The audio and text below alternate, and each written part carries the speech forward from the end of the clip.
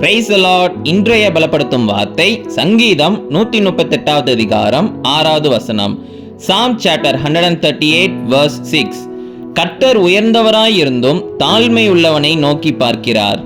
Though the Lord is great, he cares for the humble. ஹல்லேலூயா. இந்த உலகத்தையே படைத்தது கர்த்தர் தான். அவர்தான் ஒவ்வொருத்தங்களையும் பார்த்து பார்த்து படைத்திருக்கிறார். அவர்தான் எல்லாவற்றையும் உருவாக்கினவர்.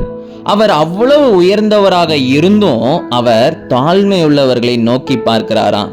கர்த்தர் நினைச்சாங்க அப்படின்னா எல்லா காரியங்களும் மாறும். கர்த்தர் நமக்கு விடுதலை கொடுப்பார். கர்த்தர் நமக்கு எல்லா வியாதியிலிருந்து ஒரு விடுதலை கொடுப்பார். கர்த்தர் நமக்கு கடன் பிரச்சனையிலிருந்து ஒரு விடுதலை கொடுப்பார். எல்லாவற்றையும் செய்கிறதற்கு வல்லமை உள்ள தேவன். அவர் அவ்வளவு உயர்ந்தவராக இருந்தும் தாழ்மை உள்ளவர்களாக இருக்கிறவர்களை நோக்கி பார்க்கிறார். யாரு தாழ்மையா இருக்கிறாங்கன்னு சொல்லி பார்த்து அவர்களை ஆசீர்வதிக்கிறார், அவர்களை உயர்த்தி வைக்கிறார், அவர்களுடைய தேவைகளை சந்திக்கிறார், அவங்க வாழ்க்கையில் இருக்கிற பிரச்சனைகள் எல்லாவற்றிலிருந்து அவங்களுக்கு ஒரு விடுதலை தருகிறார்.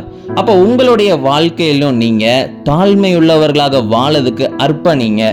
சில சமயம் ஆண்டவர்கிட்ட நிறைய காரியங்கள் சொல்லி ஜெபிக்கிறீங்க, ஆனா உங்களுக்குள்ள இருக்கிற அந்த குணம் அது சரியானதாக இல்லாததுனால அந்த ஆசீர்வாதங்களை பெற்றுக்கொள்ள முடியல, கர்த்தர் கொடுக்கிற விடுதலையும் பெற்றுக்கொள்ள முடியல.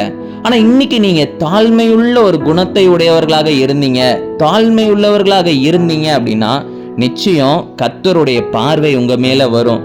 கர்த்தர் உங்களை ஆசீர்வதிப்பார். கர்த்தர் உங்களுடைய விண்ணப்பங்களை எல்லாவற்றையும் கேட்டு அதுக்கு பதில் தருவார். கர்த்தர் உங்களுக்கு ஒரு விடுதலை தருவார். அதனால தாழ்மை உள்ளவர்களாக இருங்க.